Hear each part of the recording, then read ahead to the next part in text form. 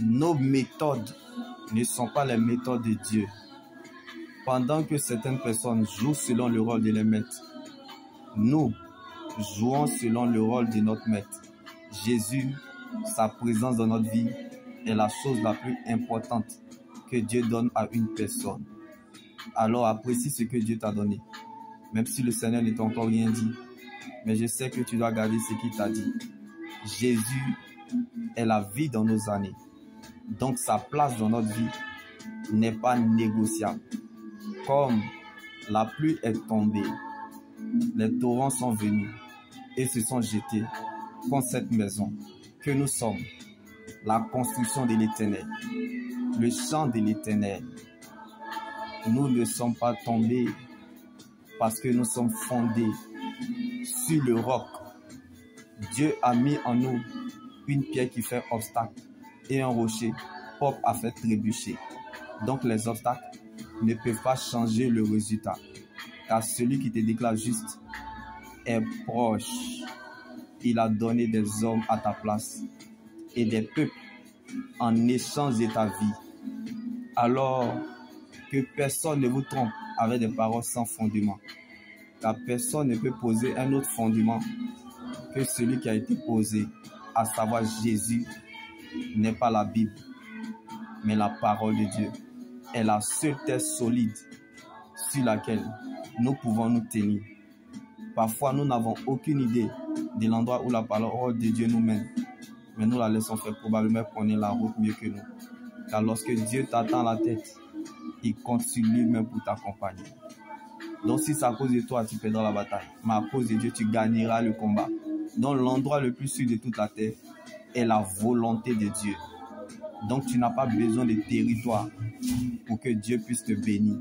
Le seul territoire est sa présence. Jésus est la puissance d'une vie impérissable. Donc tu peux tout perdre sans avoir rien perdu parce que tu demeures dans le véritable. Donc vaut mieux, bien aimé, mourir que de ne pas accepter Jésus. Car de tous les ressuscités qui sont morts, le seul ressuscité qui est encore vivant est le Seigneur Jésus. Donc ce n'est plus ton combat.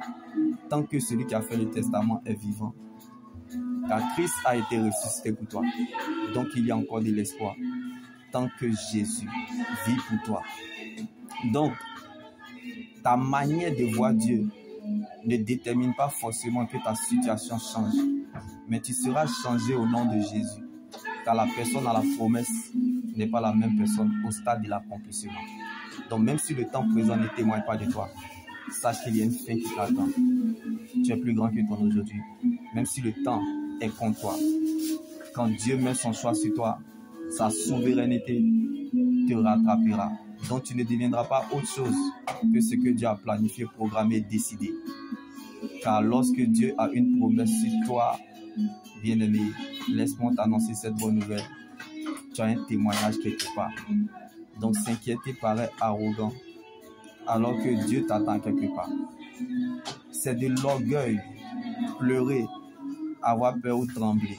Ne veut pas dire que tu as perdu la foi ou espoir, mais c'est l'ADN pour te faire avancer sur la route de la vie éternelle. Je peux tomber, trébucher, même les yeux fermés. Mais à cause de la parole de Dieu, je continuerai toujours à avancer vers la direction du ciel, car c'est là ma finalité. Donc ce n'est pas parce que tu ne comprends pas que Dieu ne sait pas ce qu'il fait. Alors, ne cherche pas à comprendre ce qui se passe, mais cherche plutôt à savoir comment il va finir.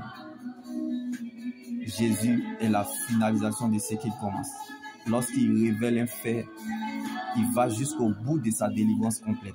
Alors ne néglige pas ce que Dieu a commencé. Car le Dieu que nous servons n'est pas seulement le Dieu de toutes les circonstances du parcours et du résultat, mais aussi le Dieu du faible commencement. Comme Gédéon était faible, mais sa faiblesse était Christ. Alors mettons les caméras sur Jésus. Là où est ta foi est ta victoire. Mais là où est ton ignorance sera bel et bien ta défaite. Quand Dieu prend ce qui t'appartient, confie à son bon petit le temps, sois sage et patient, car le temps finira par te donner ce qui te revient. Quand tu donnes le temps au Saint-Esprit, il ne choue jamais, car le Saint-Esprit est capable de prendre les choses dans les profondeurs du ciel et les emmener à un homme ordinaire. Je ne sais pas là où tu te situes, mais tu ne finiras pas là, car ta réalité n'est pas la finalité, parce que la destinée n'est pas la destination.